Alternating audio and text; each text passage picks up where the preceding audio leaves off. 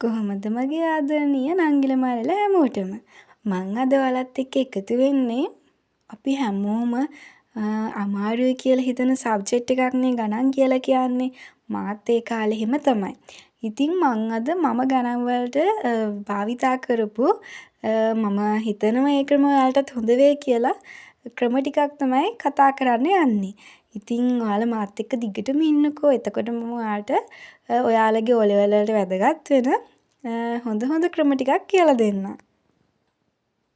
විශේෂයෙන්ම ගණන් ගොඩ දාන්න වැදගත්ම දෙයක් තමයි පාස් පේපර්ස් කියලා කියන්නේ. ඉතින් මමත් පාස් පේපර්ස් ගොඩාක් කරා.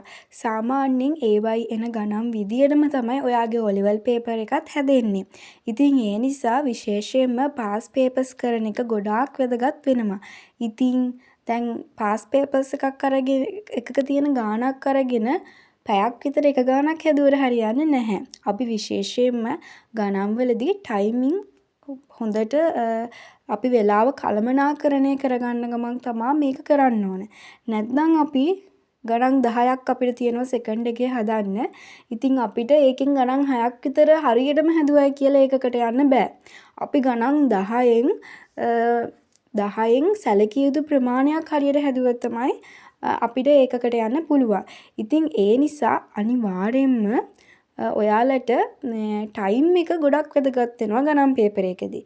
ඉතින් මම ඔයාලට කියන්නම් මේ කාලේ ඉඳලම ඔයා හදන පුංචි ගානේ ඉඳලම ඔයාගේ ටයිම් එක කොහොමද හදාගන්නේ කියලා.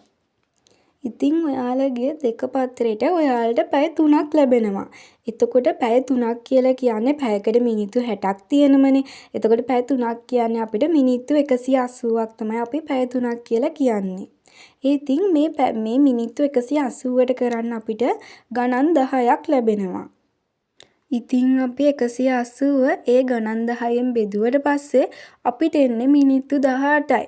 දැන් ඔයාලට තේරෙනවද ඒ ගණන් 10න් ඔයා එක ගාණක් අවම වශයෙන් මිනිත්තු 15ක් ඇතුළතදී හදන්න පුරුදු වෙන්න ඕන. ඉතින් එතකොට තමයි ඒ තැනේදී අපිට දැන් ඉඳලම මිනිත්තු 18ක් අපිට ගණන් කරගන්න අමාරු වෙන ගෙදරදී ගණන් හදනකොට. ඒකත් පුළුවන් නෑ. මම කියන්නේ මම නම් පුරුදුනේ මිනිත්තු 15කට හෝ ඊට වඩා අඩු කාලයකදී ගාන හදන්න. ඉතින් ඇත්තටම මුලින් ඔයාලට මිනිත්තු 30ක් විතර යනවා නම් ඔයාලට බය වෙන්න දෙයක් නෑ. ඒක චුට්ට අඩු කරගෙන ආම වශයෙන් මිනිත්තු 18ක් ඒ කියන්නේ මිනිත්තු 15කදී ඔයා එක ගානක් හදන තත්වෙට ඔයාව ගේන්න ඕන. ඉතින් මේ පාර O level ලියන නංගි කෙනෙක්ට හරි මල්ලි කෙනෙක්ට හරි වුණත් තවම කාලේ තියෙනවා මේක මේ වෙලාවට හදාගන්න.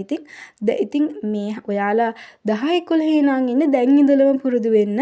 ඔයාගේ වාරි විභාග ගණන් ඔයා විභාගෙට කලින් පේපර්ස් කරනකොට ඒ පුංචි ගානක් වුණත් මම කියන්නේ සෙකන්ඩ් පේපර් එකේ මිනිත්තු 15ක් ඇතුළතදී හදන්න ඔයාලා පුරුදු වෙන්න ඕන. ඉතින් මම ඒ කාලේ කරපු ක්‍රමයක් තමයි දැන් ඔයාලා දන්නවා ප්‍රතිශත කියලා පාඩමක් තියෙනවා. මම දන්නවා සමහර නංගිල මාලෙල්ට මේ පාඩම් තාම කරලා ඇති, සමහරුන්ට නැතුව ඇති. ඉතින් මේ ප්‍රතිශත පාඩමින් අනිවාර්යෙන්ම ගානක් O level වලට එනවා. සාමාන්‍යයෙන් එහෙම තමයි ඒක හැදිලා තියෙන්නේ. ඉතින් මම කරපු දෙයක් තමයි මේ ප්‍රතිශත ගාන මම දැන් මේ ප්‍රතිශත ගාන අරගෙන ඒ ප්‍රතිශත ගාන අපි හිතමු දැන් 2019 ප්‍රතිශත ගාන මම හැදුවා. ඒ විදියට අපි හිතමු 2016 ඉඳලා ඔයා දැන් ගණන් ටික හදනවා. එතකොට 2016 ඉඳලා සාමාන්‍යයෙන් 2016 ඉඳලා තමයි අර අලුත් විෂය නිර්දේශය එන්නේ. ඉතින් අපි 2016 ඉඳන් හැදුවා කියමුකෝ. එතකොට 2016 ඉඳලා මේ ගිය අවුරුද්දට වෙනකම්ම ප්‍රතිශත ගණන් ටික එක දිගට හදාගෙන ගිහිල්ලා විශේෂයෙන්ම දැන් මේ පාර O level ලියන්න ඉන්න නංගි කෙනෙක්ට මල්ලි කෙනෙක්ට නම් අනිවාර්යයෙන්ම පුළුවන් එක දිගට හදාගෙන ගිහිල්ලා ස්ටෙප්ලර් කරනලා අපි ඒක එක ෆයිල් එකක දාගන්නවා. එතකොට අපිට තේරෙනවා කොහොමද මේ ගණන් හැදෙන්නේ. කොහොමද ආපු රටාව කොහොමද කියන එක ඔයාට ඉබේටම තේරුම් යනවා. ඉතින් මේ දැන් සමහරු ඉන්නවනේ තාම එච්චර දුරට ඉගෙනගෙන නැතුව 10 වසරේ වගේ ඉන්න කෙනෙක්.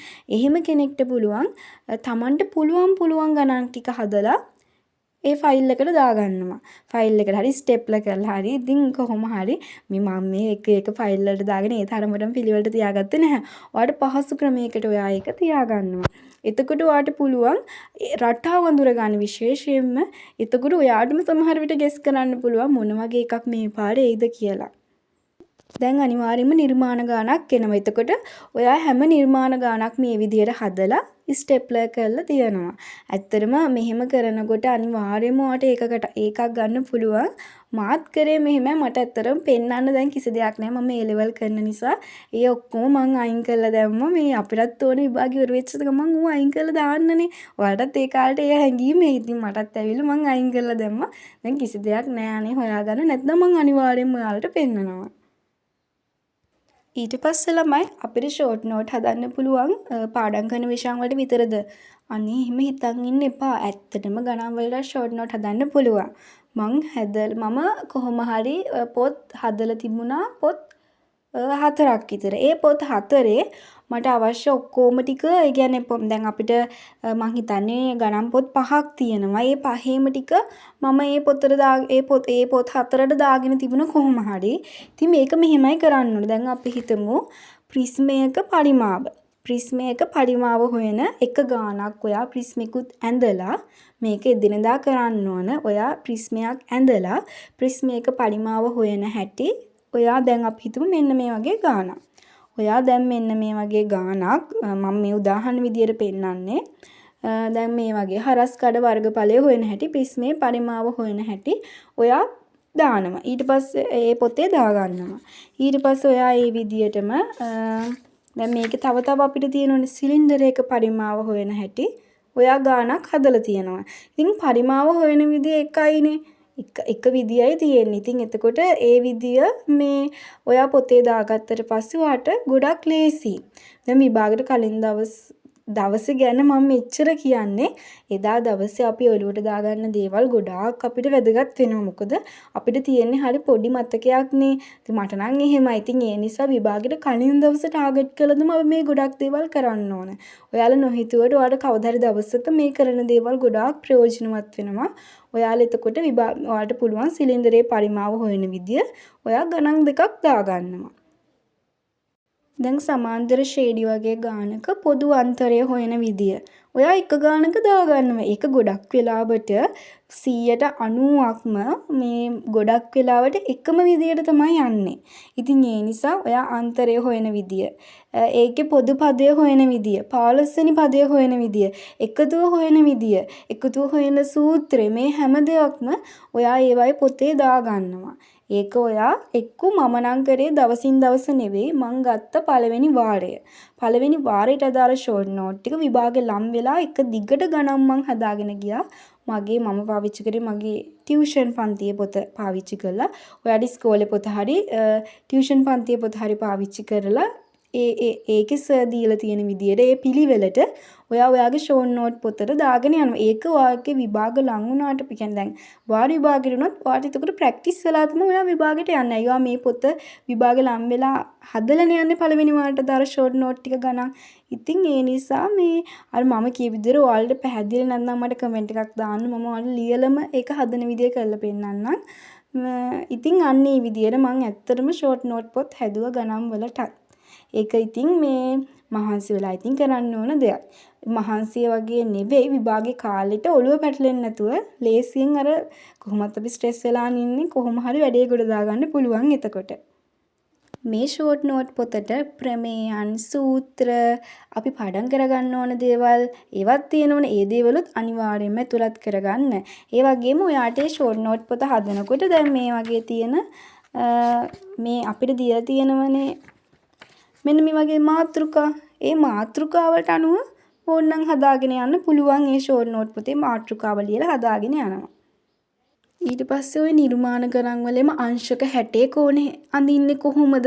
මම නම් අංශක 60 ඕනේ කව කට්ටෙන් එතන ඇඳලා මගේ වචනෙන් ලියන අඳින විදිය මෙතෙන්ට ඉර ගහලා මෙතෙන්ට ඉර ගහලා මෙහෙම අඳින්න. ඔහොම කියලා ලියාගන්න. එතකොට අපිට අමතක වෙන්නේ නැත්නම් කාලයක් තිබෙන මට අංශක 60 ඕනේ අඳින හැටි අමතක වෙනවා හැමතිස්සෙම. අංශක 75 ඕනේ අඳින හැටි අමතක වෙනවා. ඉතින් මේ පාඩම් අහුවෙලා නැති කෙනෙක් බය වෙන්න එපා. මේ ඉස්සරහට අහුවෙනවා. එතකොට ඔයාලට තේරෙනවා. පොඩ්ඩක් කල්පනා කරලා බලන්න අනිවාර්යයෙන්ම ගණන් වල ෂෝට් නෝට් එකක් හදනවට මාර ලේසි වෙයි. ඉතින් ඒ වගේම මෙන්න මේ වගේ නිතරම එන පාඩම් වලටත් ගොඩාක් අවධානය යොමු කරන්න. ඉතින් ඒ වගේම ඔයාලට ගණන් ගොඩ දාගන්න පුළුවන් වෙන්නේ ප්‍රැක්ටිස් එකෙන්ම තමයි. ඒ වගේම නිතරම පේපර්ස් කරන්නත් අමතක කරන්න එපා. ඒ වගේම ඔයාලා දන්නේ නැත්නම් ඔයාලට කියන්න ඕනේ විශේෂම දෙයක් තමයි අනිවාර්යෙන්ම ඔයා කැම්පස් එකකට ගියාට පස්සේ කෝස් එකක් කරනකොට ගණන් වල රිසල්ට් එකයි ඉංග්‍රීසි වල රිසල්ට් එකයි වැදගත් වෙනවා. ඒ කියන්නේ ඔයාලා බය වෙන්න එපා ඒකක්ම තියෙන්න ඕනේ කියලා. ගණන් වලට ඉංග්‍රීසි වලටයි 100 එකක් තමයි ගොඩක් වෙලාවට බලන්නේ. අපි දන්නවා 100 එක බලන්නේ 55 50 ඒ වගේ මට්ටමේ තමයි බලන්නේ. ඉතින් ඒ නිසා අනිවාර්යයෙන්ම දෙවෙනි පාරක් කරන්න තියන්නේ නැතුව ඉංග්‍රීසි නම් මටත් අමාරු වෙච්ච සබ්ජෙක්ට් එකක්. අපි දැන් මැක්ස් ගැන කතා කරේ. මැක්ස් අනිවාර්යයෙන්ම එකපාරින්ම ගොඩ දාන්න. ඉතින් අමාරුයි කියලා හිතුවොත් අමාරුම තමයි. ලේසි කියලා තමන් කරන දේට ආසාවෙන් මේ දේවල් කරොත් ඔයාට හොඳ රිසල්ට් එකකට යන එක අමාරු නෑ අනේ. ඔයාලට A levels වලට ආවම තේරෙයි O level කියන්නේ පුංචිම පුංචි දෙයක් කියලා. ඉතින් එහෙනම් තවත් දවසක මේ වගේම වීඩියෝ එකකින් හම්බෙන්නම්. එතකන් ඔයාලා පරිස්සමෙන් ඉන්න.